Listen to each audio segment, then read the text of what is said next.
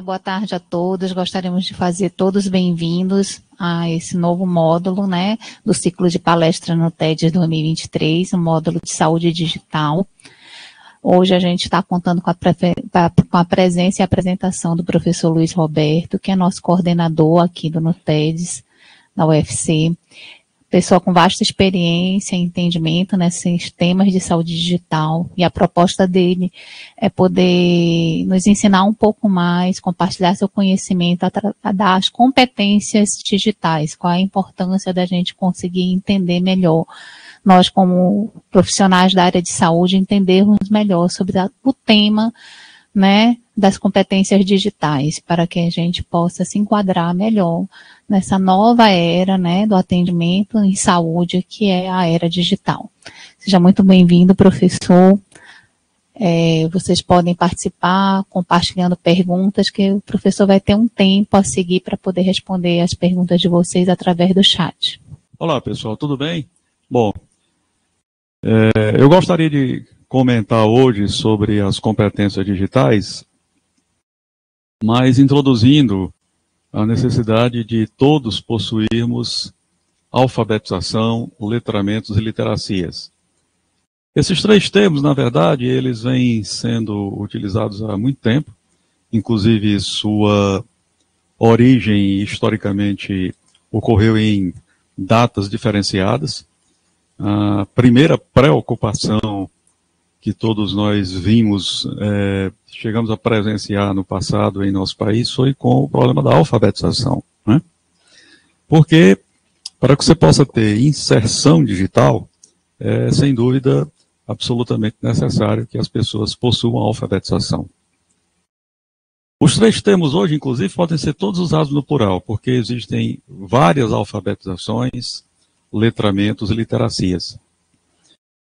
O mais engraçado é que, para pessoas que utilizam o idioma inglês, isso não causa muito problema, porque nós temos apenas um termo, literacy, enquanto que, em português, existem três termos representando diferentes concepções a respeito do que seja literacy, e logo depois que passou o grande esforço nacional pela alfabetização, num primeiro momento entendida como o domínio da tecnologia lectoescrita, ou seja, a capacidade de ler e de escrever, percebeu-se que, na medida que a sociedade ia se complicando e se complexificando,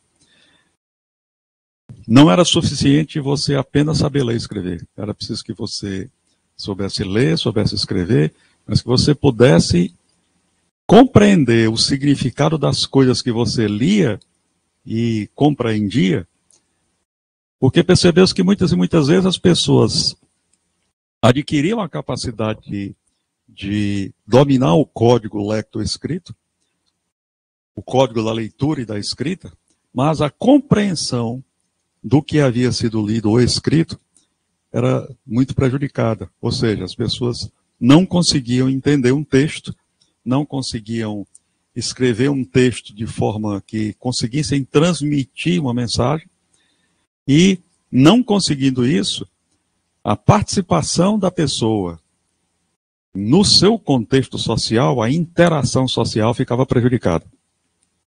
Então que surgiu um amplo movimento para acrescentar não somente o domínio da tecnologia lectoescrita, como também pudesse acrescentar a isso a compreensão e a capacidade de escrever mensagens que pudessem ser compreendidas quando lidas, para que pudesse haver uma interação social.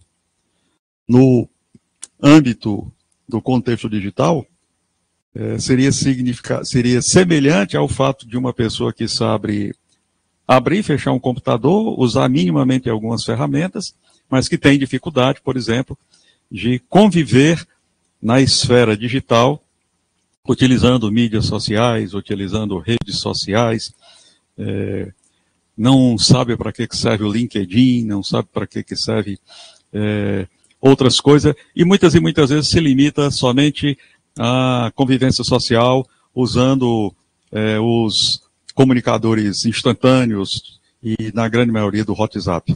Muitas e muitas vezes eu encontro pessoas que dizem que depois que começaram a usar o WhatsApp não usam mais o e-mail.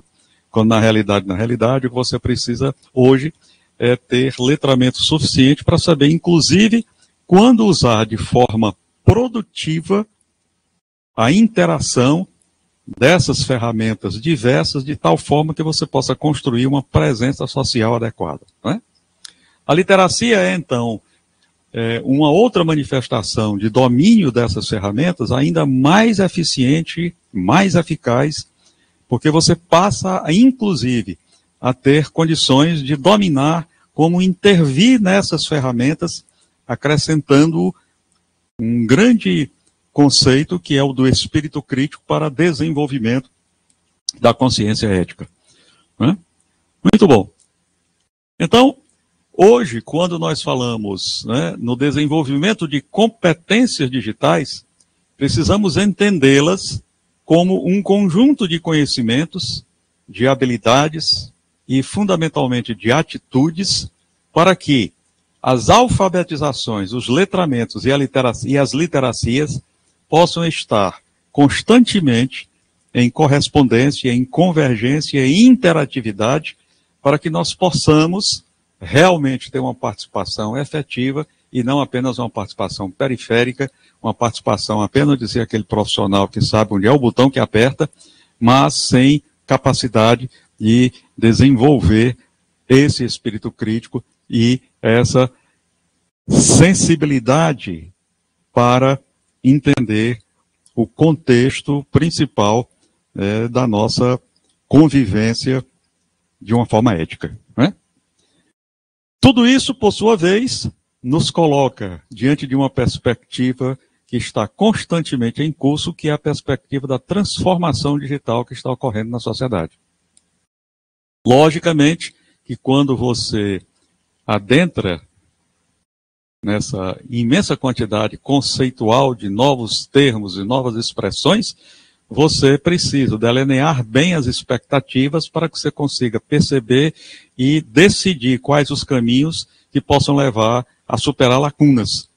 Porque se você não fizer isso, você tem provavelmente uma evolução que vai crescer muito num determinado sentido, esquecendo outros, e essa desarmonia pode levar a uma falha que vai se repetindo e, num determinado momento, os ganhos eles sofrem na sua implantação e na sua consolidação.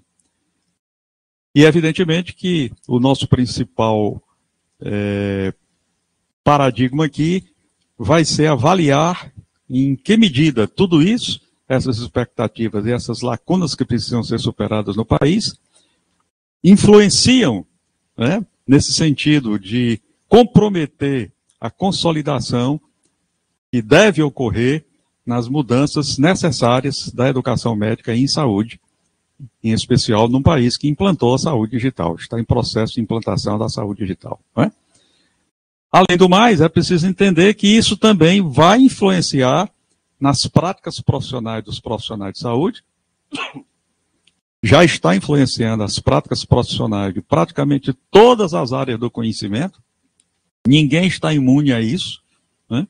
E nós da área da saúde precisamos estar atentos a isso, porque as nossas práticas profissionais não mais conseguirão ser subsidiadas ou sustentadas se nós continuarmos dentro de padrões já considerados obsoletos.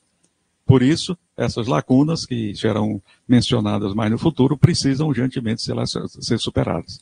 Ou seja, todos os profissionais, inclusive os da área da saúde e principalmente no momento atual, precisam possuir conhecimentos, habilidades e atitudes, ou seja, competências digitais, as quais implicam o desenvolvimento de saberes múltiplos, alfabetizações, letramentos, literacias. Muito bom. Tudo isso nos leva a um contexto que já está ocorrendo diariamente, embora muitas e muitas vezes as pessoas nem percebam e já aderiram a isso, muitas e muitas vezes até de forma involuntária. Hoje, este novo termo, digital, né, é uma realidade para todo mundo. Vou dar um exemplo aqui muito simples. A maioria das vezes hoje, quando você quer fazer a compra de um determinado produto, sua primeira atitude é fazer uma pesquisa na internet, nos vários serviços digitais de venda pela internet. Praticamente nenhuma grande corporação, nenhuma grande empresa comercial no Brasil pôde ficar fora do comércio digital.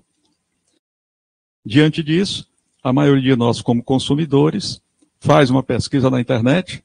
A maioria de nós, como consumidores, antes procura saber de que maneira é possível comparar os preços. Na maioria das vezes, esses grandes sites de venda na internet pedem nossos dados, e além de pedir nossos dados, eles armazenam os nossos dados, solicitam colocar nos nossos computadores e nos nossos aparelhos digitais cookies, dizendo que vão nos beneficiar. De certa forma, eles estão nos beneficiando, mas na realidade eles estão querendo também serem beneficiados.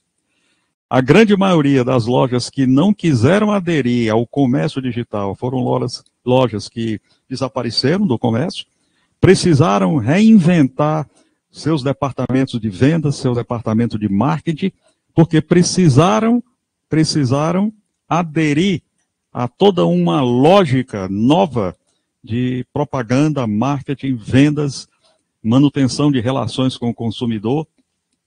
E, portanto, tiveram que fazer isso porque no mundo digital nós temos a união, convergência e interação constante do mundo físico, do mundo digital, com as consequências sociais dessa convergência do mundo físico com o mundo digital. Né? Na realidade, eu botei um tracinho embaixo aqui de partes constituintes, mas o tracinho do GIT deveria vir até embaixo do T e o AL deveria ter sido separado, desculpem. Na realidade, o mundo digital é a convergência do mundo físico com o mundo digital e suas consequências na vida social das pessoas. Veja bem, eu comecei falando de um exemplo de quando você quer fazer a aquisição de um determinado produto e faz uma pesquisa de preços na internet. E muitas vezes a gente ainda diz o seguinte, olha, mas eu prefiro escolher uma loja que me cobre um precinho um pouco mais acima, mas que eu tenha a opção de retirar o produto numa loja física que existe aqui na cidade que eu moro.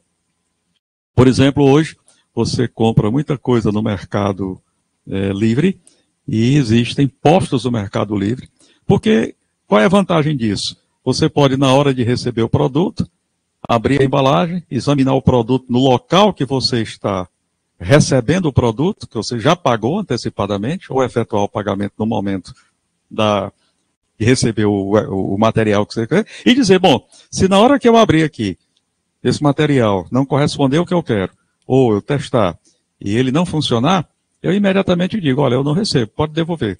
E toda a responsabilidade pela devolução do produto passa a ser da loja física ou do posto onde você foi fisicamente receber o produto. Entenderam qual é a convergência do mundo físico com o mundo digital e, ao mesmo tempo, com as consequências das suas práticas sociais, da sua sobrevivência social?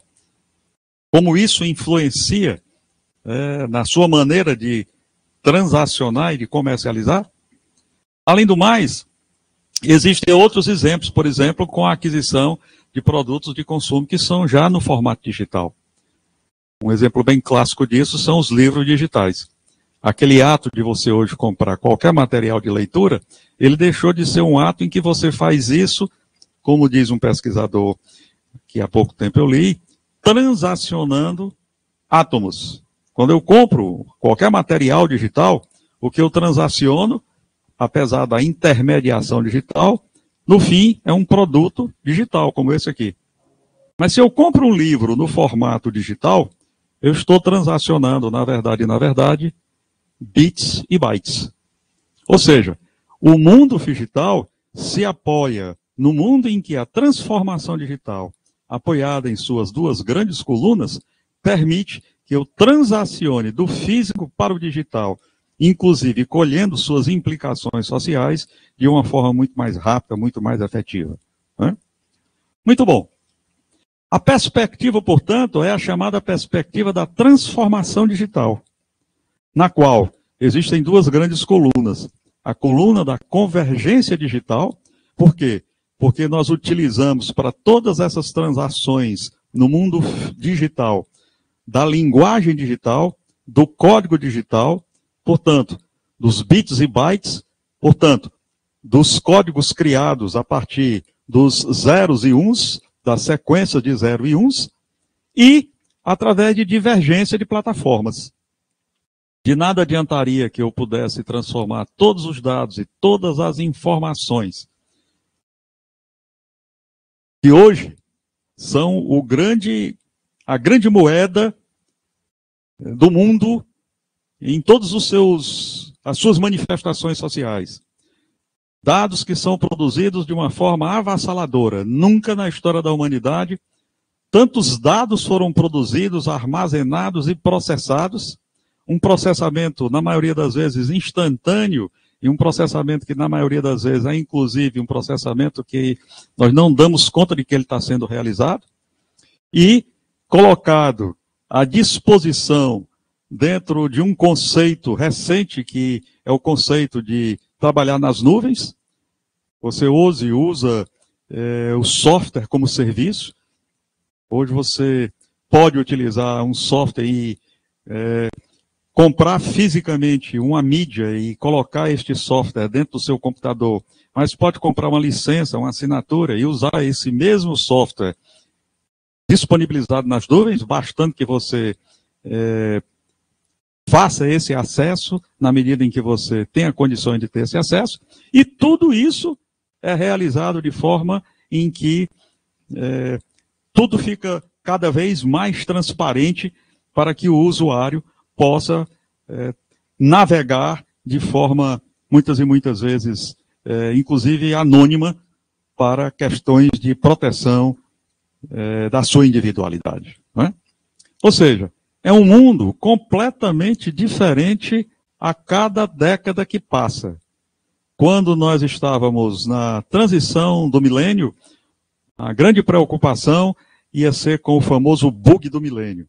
E essa ideia do famoso bug do milênio foi uma ideia vendida como um grande risco, um grande perigo, e na realidade ele nunca aconteceu e nem havia razão para acontecer. Era muito uma questão de marketing e de futuristas que estavam querendo chamar a atenção. Agora, a grande palavra do momento, o grande hype do momento é a inteligência artificial. Coisas que eram prometidas desde os final da segunda metade do século passado, hoje estão batendo a nossa porta no dia a dia. Várias das imagens que eu estou exibindo aqui nessa apresentação foram construídas facilmente, sem custar nada, inteiramente de graça, através de um site de produção de imagens com inteligência artificial. E eu coloquei lá alguns textos, fiz alguns prompts, e essas imagens surgiram gratuitamente, me dando o direito de ter tantas imagens por mês. A cada mês eu posso renovar tantas imagens. Como para uma apresentação dessa, muito raro você precisar de mais imagens do que aquilo que eles permitem que você tenha de graça. Eu fui produzindo algumas imagens e fiz um pequeno banco de imagens para isso. Ou seja, para sobreviver neste mundo que está com tudo armazenado nas nuvens, nuvem que nós não sabemos onde fica, porque nem precisa saber onde ela fica, porque em qualquer lugar que ela esteja, o acesso às informações, os dados ali, o acesso é feito de forma praticamente instantânea e cada vez mais rapidamente, através de diversos tipos de dispositivos. O mais comum e o mais famoso dele é o celular, que hoje deixou de ser apenas um aparelho que faz ligações, porque se tornaram em verdadeiros microcomputadores, mini-computadores e verdadeiros computadores com grande potência, grande velocidade, e todos a caminho, né, daquilo que hoje vem sendo muito apregoado, que é a famosa singularidade. A união do mundo físico com o mundo digital e com o mundo biológico. Veja, aqui não é apenas a questão do digital, é um passo além do digital. Porque enquanto que no digital nós estamos preocupados com a união do mundo físico, o mundo digital, com as suas repercussões na convivência social e suas repercussões na vida social das pessoas, nas repercussões na sociedade como um ecossistema, na singularidade, nós vamos ter a união dessas três coisas que vão se tornar praticamente indissociáveis. Meus amigos, vocês já perceberam que eu já me referi aqui a uma enorme quantidade de termos novos, que muitas e muitas vezes talvez vocês nunca tivessem sequer pensado na sua existência, e a gente vai ouvindo essas novas denominações, esses novos conceitos. Então, um bom exercício aqui, essa apresentação depois eu vou disponibilizar em PDF para quem se interessar, é que vocês, diante dessas novas denominações, vocês façam anotações e procurem se interrogar a respeito do conhecimento que vocês têm, das dúvidas que vocês possam ter a respeito dessas denominações. No início, aparentemente, é algo assim incompreensível, o que quer dizer esse mundo digital, o que significa hoje falarmos em singularidade, em que é que isso vai interferir no futuro, na minha convivência social, na minha convivência com as outras pessoas, mas é preciso lembrar que não é no futuro, já está acontecendo hoje. Você pode achar que é ótimo não saber o que é o mundo digital, embora ache ótimo também você poder fazer uma pesquisa na internet e comprar um produto e encontrar esse produto numa loja física, porque isso traz uma série de vantagens, eu já mencionei algumas, mas é preciso que você entenda que você não pode ficar indiferente à compreensão desse mundo digital, porque a sociedade está evoluindo para uma complexidade muito maior e com consequências muito mais profundas, que é a consequência da singularidade. Ou seja, você precisa se sentir à vontade nesse novo mundo complexo, esse mundo instantâneo e, ao mesmo tempo, um mundo em constante mudança. Né? Muito bem. Diante de tudo isso, nós temos duas alternativas.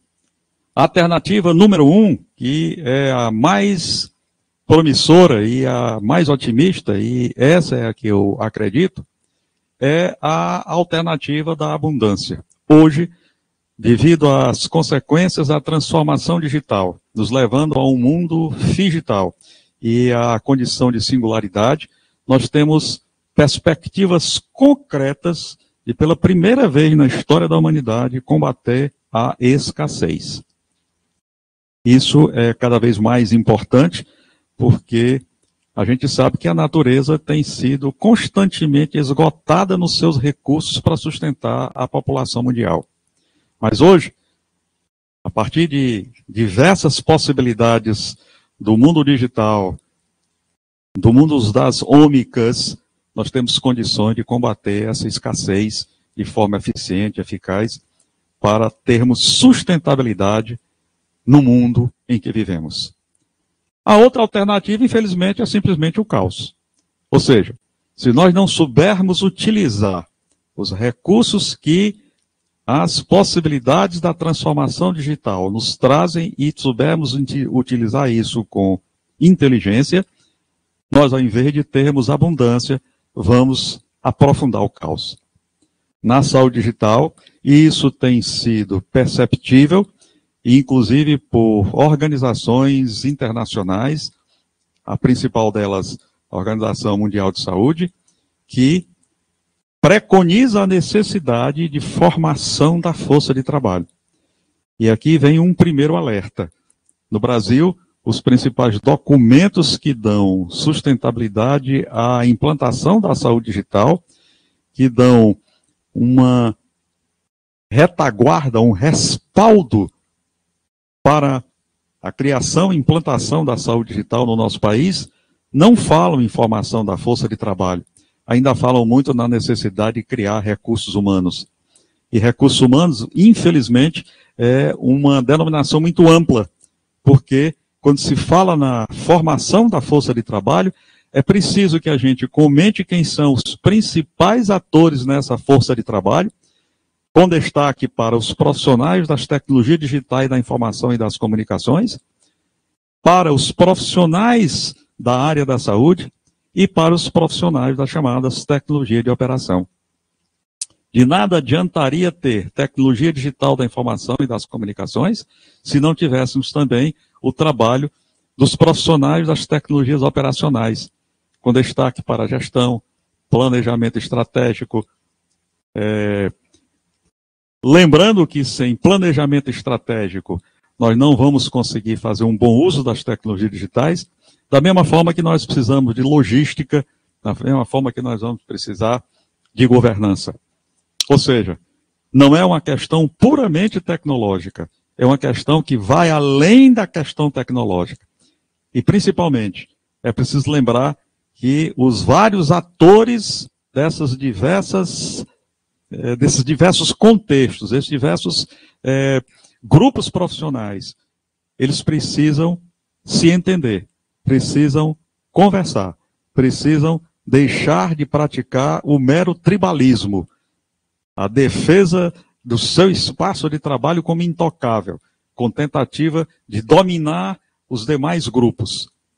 Profissionais de saúde precisam dar o exemplo e precisam desenvolver, portanto, por uma questão de sobrevivência da própria existência dessas profissões, precisam desenvolver suas diversas literacias, precisam desenvolver e adquirir suas diversas alfabetizações, os seus diversos letramentos, entendendo, portanto, onde e como sua atuação é necessária.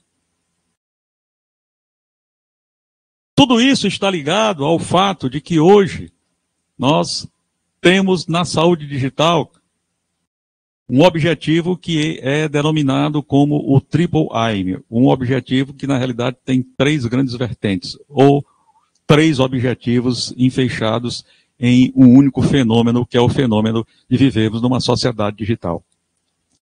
A convergência digital e a divergência de plataformas, como as colunas básicas da transformação digital, elas nos levam a novas práticas laborais. Elas ajudam a mudar as regras de negócio em todas as áreas de atuação do ser humano, proporcionando agilidade, eficiência e eficácia. Portanto, disrupção. E essa proposta de disrupção, ela tem 3 grandes objetivos.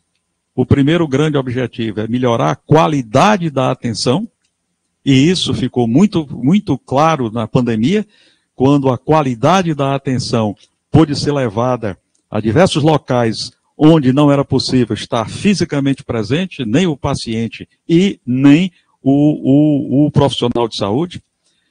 O outro grande objetivo é você considerar a possibilidade, através dessa transformação digital, você diminuir, tá certo, as inequidades, portanto, melhorar a oferta de serviços de forma equitativa, dando possibilidade à inclusão de mais pessoas.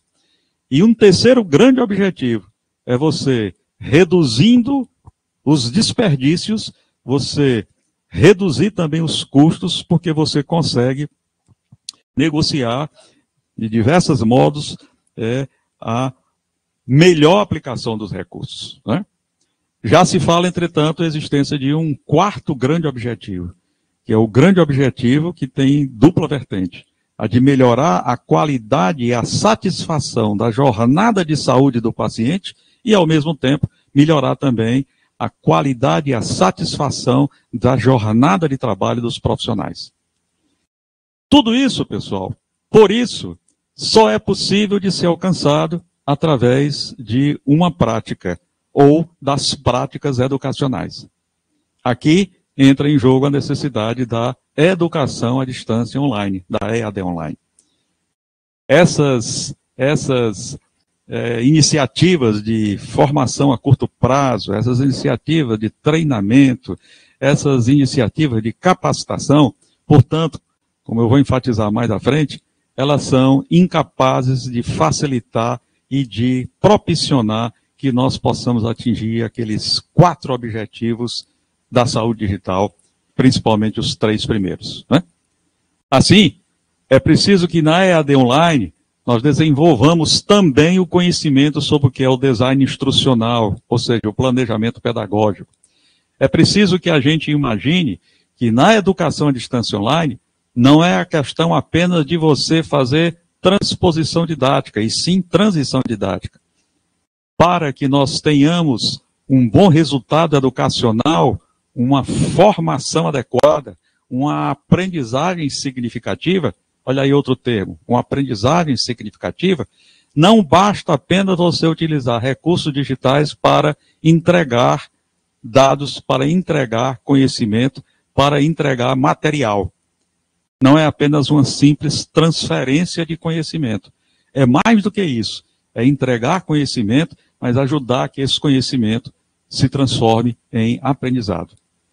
A formação continuada, a formação permanente, a educação em e na saúde, elas, portanto, são coisas interdependentes. E você, portanto, não pode pensar em literacia, não pode pensar em educação, não pode pensar em formação, você não pode pensar em alfabetização, letramento e literacia, sem considerar a necessidade de que isso seja melhorado continuamente através da educação à distância online. Você vê muito profissional de saúde ainda que acha que o EAD e a EAD são sinônimos, e não são. O ensino à distância é apenas uma parte da educação à distância online. O EAD, ele se equivale ao ensino remoto. E ensino remoto, nos mesmos padrões do ensino presencial, ele não é mais considerado efetivo, capaz de ajudar na transformação digital. Nós, profissionais de saúde, precisamos, portanto, nos acercar dessas conceituações, dominar esses conceitos, porque isso, inclusive, é a única defesa que nós temos contra uma realidade de um mercado extremamente predatório que está aí fazendo um caça-níqueis constante, convencendo as pessoas de que eles devem aderir ao ensino online para apenas receber informações sem nenhum planejamento pedagógico adequado que realmente facilite a transformação da aprendizagem transformadora e da aprendizagem significativa. Mas o que é isso? O que é aprendizagem significativa? Você não pode ficar esperando que alguém chegue e lhe entregue um glossário com todos os conceitos. Você precisa que você vá buscar isso e participe ativamente desse aprendizado. Portanto, o que é necessário? A alfabetização, letramento e literacia, é que isso seja entendido nas suas diversas vertentes. Existem alfabetizações, letramentos e literacias digitais, informacionais, midiáticas, visuais, existe a numeracia. Tudo isso é preciso fazer parte hoje da formação dos nossos profissionais de saúde, não apenas na medicina. É preciso entender que tudo isso ocorre dentro de um contexto, que é o contexto da complexidade. O mundo não é apenas uma coisa apenas complicada. Complicado é um computador. Se você souber interpretar o que é que ele está fazendo de errado, você consegue saber o diagnóstico. Você vai dizer, não, esse computador aqui é porque ele está com a memória pifada. Não, esse computador aqui, ele é um computador que entrou vírus. Portanto, eu sei qual é a solução para isso. Isso é uma coisa complicada. Quando você isola o problema, você consegue dar o diagnóstico. A nossa sociedade não. Ela é mais do que complicada. Ela transformou-se numa sociedade complexa, principalmente dentro de padrões que mostram que ela é constantemente mutável, que ela é insegura, que ela é indecifrável muitas e muitas vezes, e isso requer que você desenvolva uma grande adaptabilidade para os momentos constantemente em mudança e em indefinição com os quais nós nos defrontamos. A lógica da sociedade digital, portanto, é uma lógica de abundância, mas é uma lógica de compartilhamento. Por quê? Porque se você não compartilhar conhecimentos, Se você não sair da perspectiva do simples diálogo para o multílogo, a sua perspectiva ecológica simplesmente deixa de existir. Ou seja, as alfabetizações, letramentos e literacias digitais, informais, midiáticas e visuais, elas existem porque hoje nós vivemos dentro de um ecossistema em que tudo pode influenciar tudo.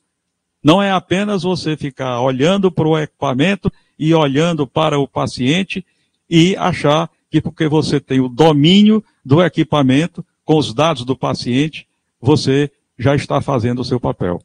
O seu papel vai além disso, porque junto de tudo isso e na base está a necessidade de desenvolver espírito crítico e ter uma presença maior junto ao seu paciente através de atos de bastante respeito ao contato com o paciente, melhorando esse contato e simplesmente saindo da faixa de uma simples comunicação à distância para uma faixa de maior entrosamento e de um comportamento ético mais efetivo.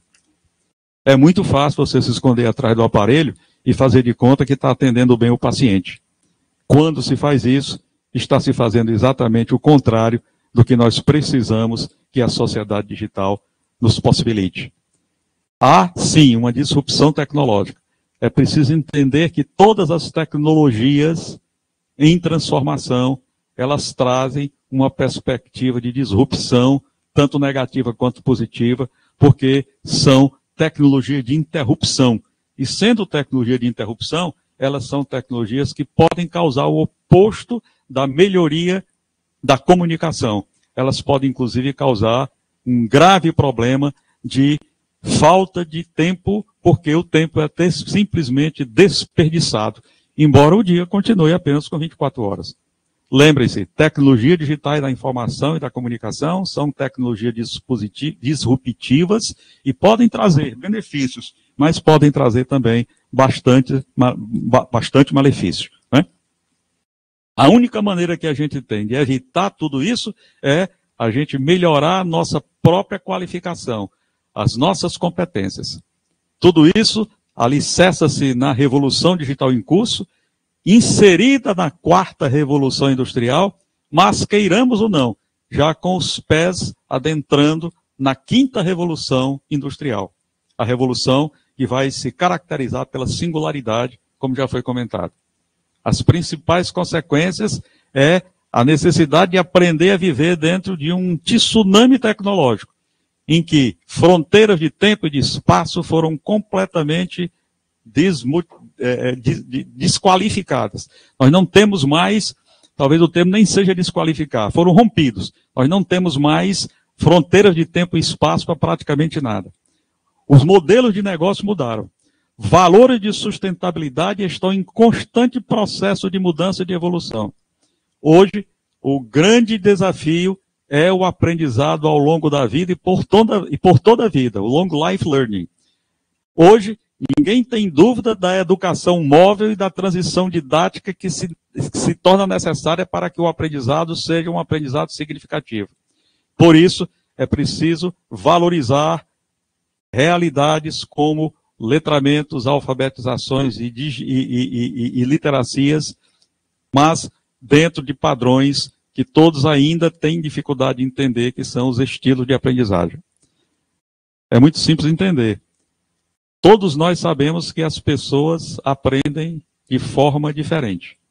Alguns aprendem de forma mais visual, outros aprendem de forma mais auditiva, outros precisam de escrever para aprender e reter conhecimentos e entender a sua gênese. Mas é preciso que a gente permita saber o seguinte: você pode combinar e desenvolver estilos de aprendizagem. E é aí que o valor da disrupção tecnológica se vê presente, quando você consegue que as tecnologias digitais da informação e das comunicações facilitem os processos de aprendizagem e não os impeçam ou os atrapalhem. Todos nós enfrentamos dificuldades nesse mundo, a começar quando queremos falar nas tecnologias digitais da informação e das comunicações aplicadas à saúde. Faça um pequeno teste. Você sabe dar pelo menos um conceito operacional sobre o que são tecnologia digital e da informação e das comunicações? Faça um pequeno teste. Você sabe dizer por que o telefone celular que você usa quase que diariamente, quase que o dia todo, tantas vezes lhe interrompe, às vezes para coisas boas e às vezes para coisas nem tanto. Você sabe dizer por que o seu telefone celular é um telefone inteligente, é um smartphone?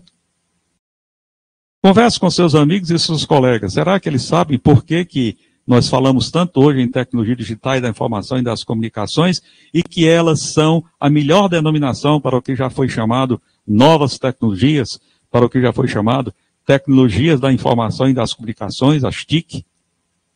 Veja, quando se fala em saúde digital, uma primeira coisa que a gente percebe é que nesses quase 80 anos, desde que pela primeira vez foi utilizado um aparelho chamado computador para resolver problemas dentro de medicina e de saúde, foram surgindo também muitas denominações. Computação médica, computação em saúde, informática médica, informática em saúde. Os Estados Unidos criaram, inclusive, uma especialidade médica chamada informática clínica. Você, para fazer uma certificação em informática clínica, você precisa primeiro ter se formado em medicina e ter feito uma residência em alguma área reconhecida nos Estados Unidos como uma área da saúde, como uma área médica. Mas também surgiram termos como informática em enfermagem, informática em veterinária, informática em patologia, informática em biomédica. Um excesso de denominações que levou a muitos problemas. Em 2006, reconhecendo isso, a Organização Mundial de Saúde propôs que todos esses termos fossem substituídos pelo e-health, que também não teve vida longa. A profusão de denominações cria um problema sério, que é o da barreira semântica, e leva a uma série de outras complicações. Esse pesquisador americano, Paul Sonnier, diz inclusive uma frase muito interessante: a concisão terminológica facilita a comunicação clara. E onde a comunicação é clara, você tem melhoria nos processos de produção, de implantação e de sustentabilidade das propostas, inclusive a da saúde digital.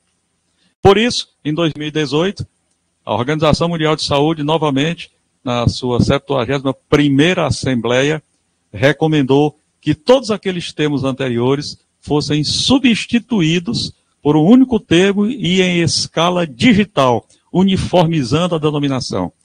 E aí surgiu o termo Digital Health, saúde digital. Novamente, Paul Sonnier, que escreveu esse excelente livro, A Quarta Onda, diz que saúde digital pode ser conceituada como a convergência.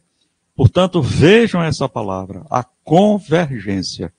Se nós não tivermos convergência, se nós nos apegarmos a modelos antigos de administração e de gestão, em que tem o chefe que não escuta ninguém e faz o que ele quer de cima para baixo só porque ele é o chefe, nós não vamos evoluir para que a saúde digital se implante ou possa ser implantada e tenha sustentabilidade.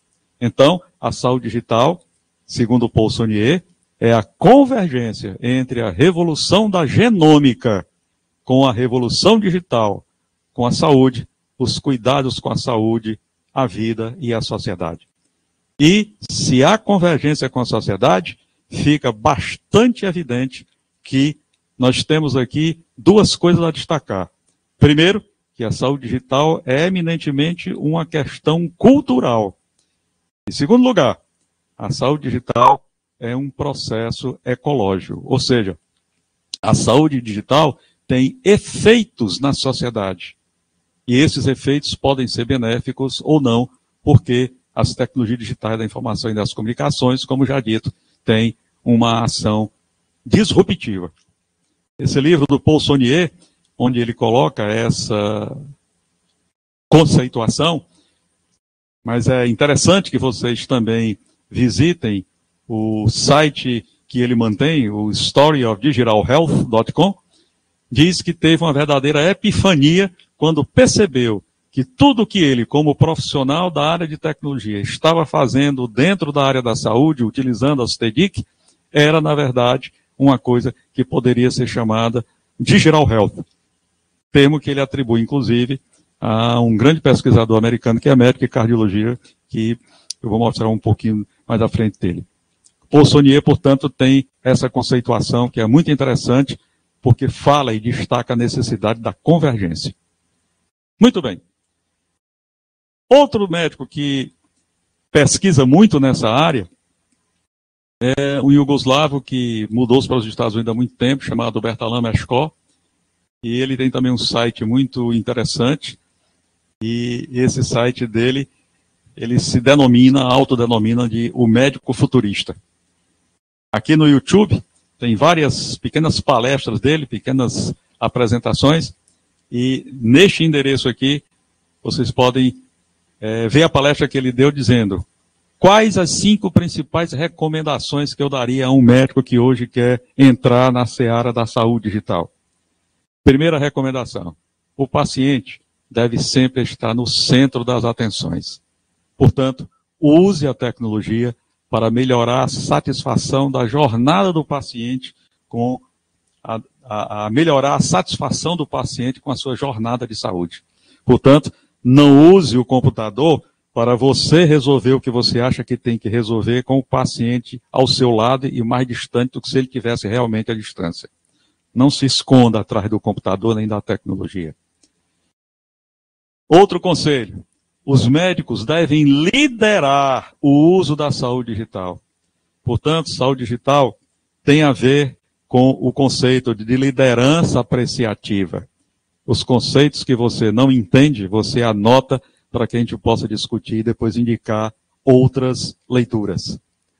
Os médicos devem se sentir em casa na selva digital. Portanto, o médico, ele tem que usar as tecnologias digitais da informação e das comunicações e também serem o exemplo do uso correto a esse respeito. Nenhum profissional de saúde tem um conhecimento e uma sensibilidade ética menor do que qualquer outro dos profissionais daqueles 3 contingentes da força de trabalho da área da saúde. Ao contrário, em geral, nós estamos mais adequados a esse julgamento do ponto de vista ético para o uso dessas tecnologias. Lembrando que nenhuma tecnologia pode ser corretamente avaliada se não for à luz da filosofia moral, portanto, da ética. Concentre-se em tecnologias leves, porque o toque humano é indispensável. Não pense só nas tecnologias pesadas, no melhor computador, na melhor configuração, no aparato mais recente que foi lançado. Tecnologias leves.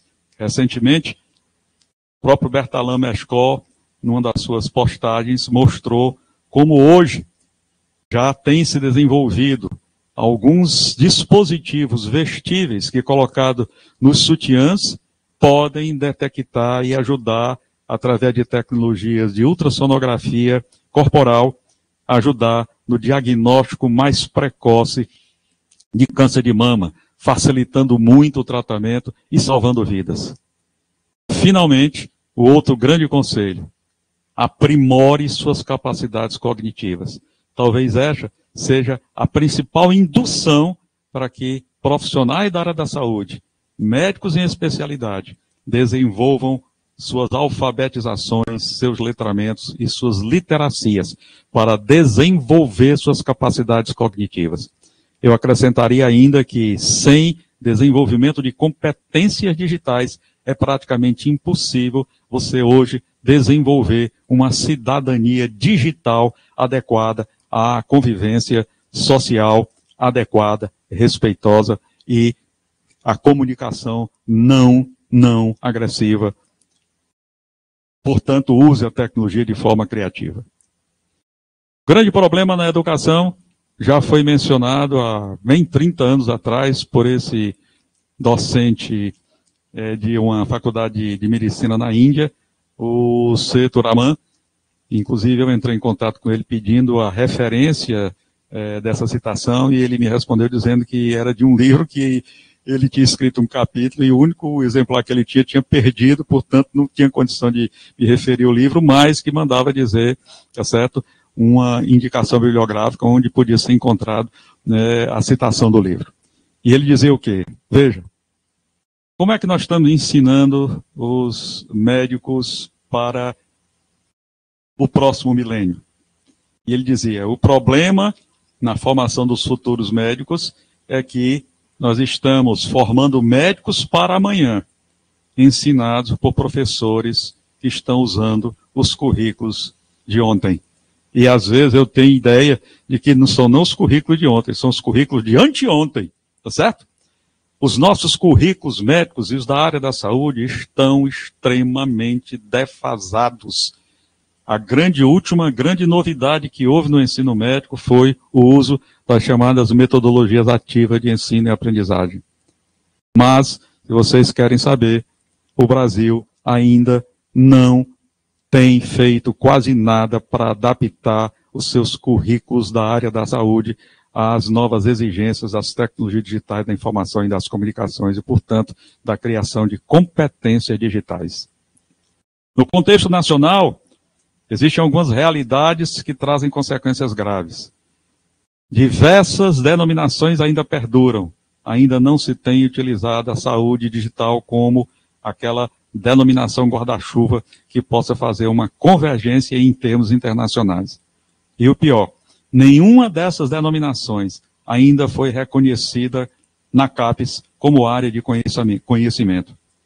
O fato de um determinado setor de conhecimento não ser reconhecido oficialmente na CAPES é que esse setor não adquire status de ciência. Enquanto no mundo todo a saúde digital já foi reconhecida como uma tecnociência multi, inter, intra e transdisciplinar, no Brasil, saúde digital e qualquer das denominações anteriores, simplesmente como ciência, não existe. E a CAPES nem sequer dá demonstração de ter qualquer sensibilidade a respeito disso. O resultado? Dificuldade na oferta de formação. O Brasil não tem, no máximo, cerca de 15 cursos, juntando aí pós-graduação, stricto sensu, lato sensu, etc. e tudo, tem talvez uns 15 cursos. Dificuldade de encontrar financiamentos para pesquisa. Resistência cultural ainda muito pesada. A grande maioria das pessoas da área da saúde ainda é muito conservadora.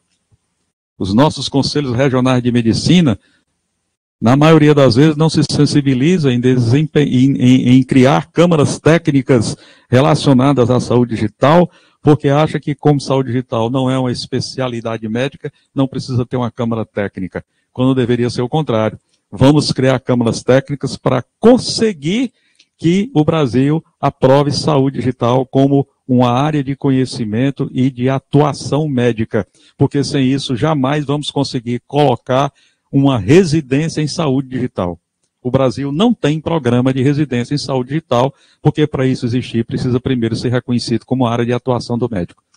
Mas vocês conseguem enxergar um mundo no qual o médico vá para o mercado sem saber o que é um prontuário eletrônico, o que é um registro eletrônico de saúde, sem saber o que significa trabalhar sob a égide da Lei Geral de Proteção de Dados? Assim, ao invés de nós propiciarmos melhorar o conhecimento e as competências digitais, o que nós temos, não reconhecendo saúde digital como uma ciência, é um aumento do desfiladeiro digital. Não consta, portanto, também nas diretrizes curriculares nacionais para o curso de saúde. Ou seja, não há nenhuma obrigatoriedade de ensinar o que é saúde digital nas graduações em saúde no país. Ou seja, não precisa ensinar saúde digital nos cursos de medicina, de enfermagem, citando aqui só os 4 mais conhecidos e mais tradicionais: farmácia, odontologia. E a odontologia digital, por exemplo, já não é uma realidade? É, sim, é. Mas quem é que sabe o que é odontologia digital? Dificulta, portanto, a adesão ao uso da EAD online. Hoje mesmo pela manhã eu vi uma resolução dizendo que os professores que estavam fazendo uso de ensino remoto tinham que voltar ao ensino presencial, porque tem uma resolução informando isso, etc. Esses docentes que, por conta da pandemia, fizeram ensino remoto, melhoraram seus conhecimentos acerca do que é educação à distância online? Foram instados a pesquisar para saberem o que diferencia o ensino remoto da educação à distância online? Tiveram melhoria nas suas práticas pedagógicas utilizando recursos das tecnologias digitais da informação e das comunicações? Ou seja, vamos voltar ao período anterior à pandemia, em que havia grande movimento, como, por exemplo, diga não ao uso da EAD na saúde.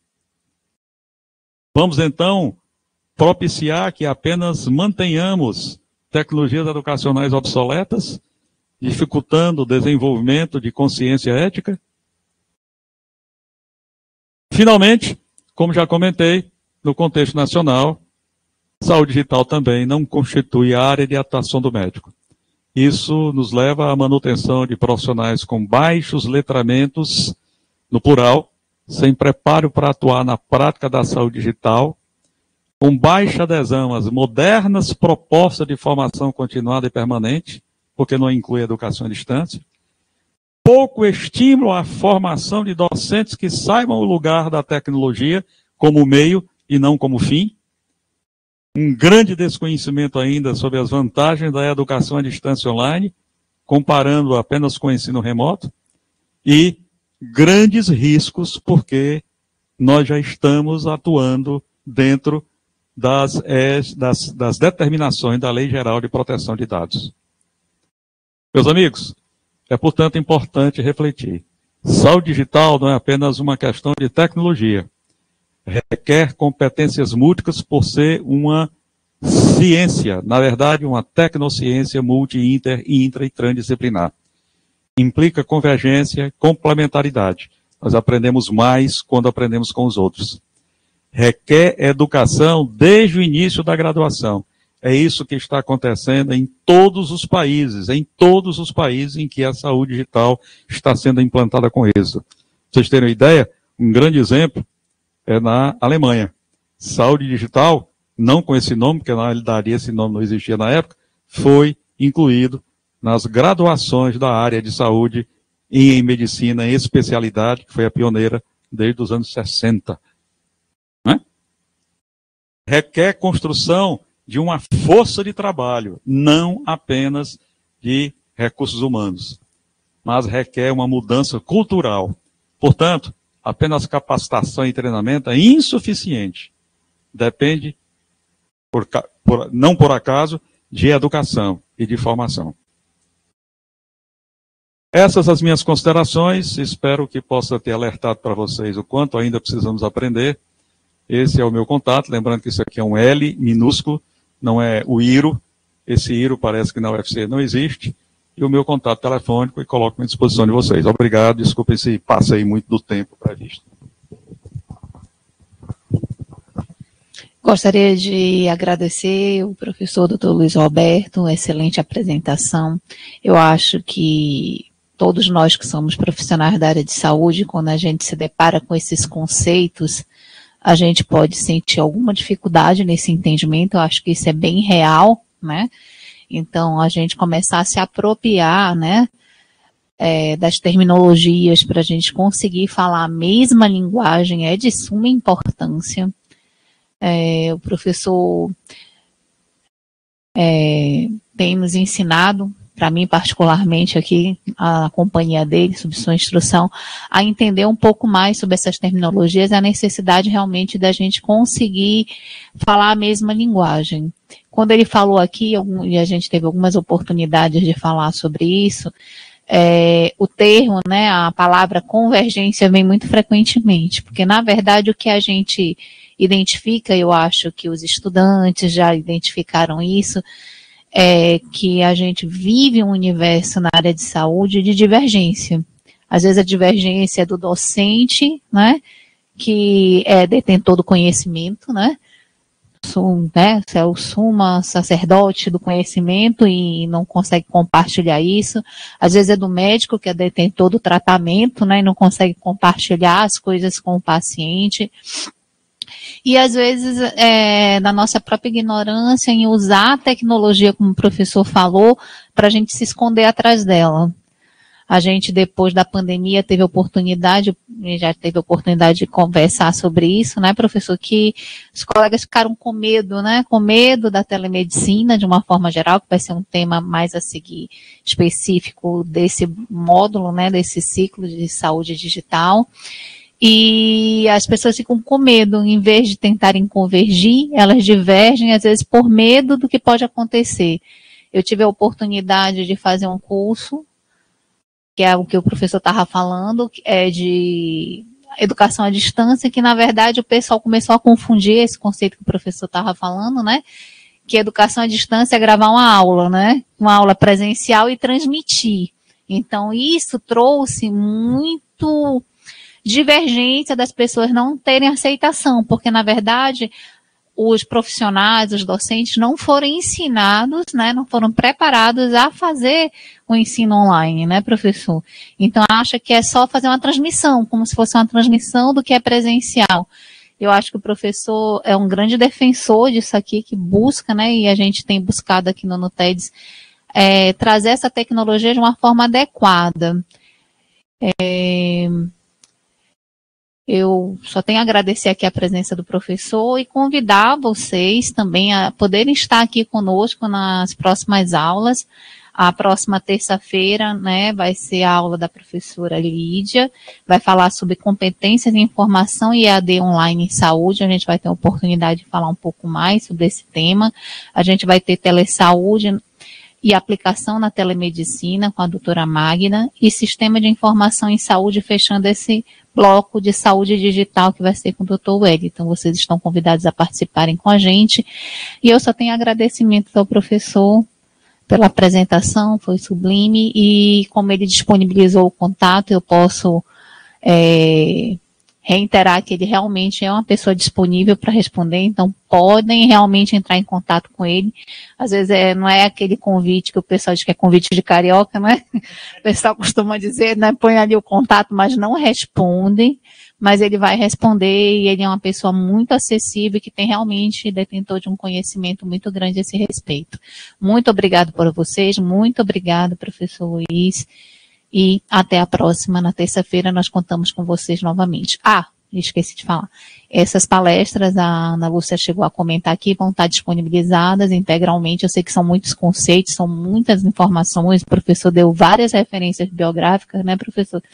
E às vezes é difícil anotar e pegar tudo isso, mas vai estar disponível no nosso canal do YouTube.